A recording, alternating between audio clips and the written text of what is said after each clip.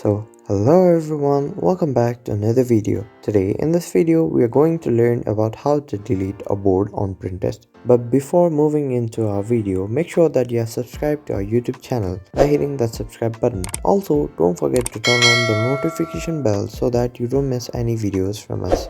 Now moving back to deleting a board on Pinterest, make sure that your device is connected to the internet and also make sure that you have logged into your Pinterest account. Then open Pinterest application or web page. Then again go to your profile, and then also you have to make sure that you have already created a board to delete it. Now after you select what you want to delete it, press the board, hold the board for few seconds, and then it will show two options. Drag to the one which says edit, then leave it. Then it will open another page saying edit board. Over here you can edit the name, write description, add collaborators and the visibility of this board. And also down there you can see a delete button. Press the delete button. It will warn you that you will not be able to get it back. After you are sure that you want to delete it, press the delete button. Then the board will be successfully deleted. I hope today's tutorial video was helpful for you. If so, like this video, comment down in the comment box if you have any questions or feedbacks.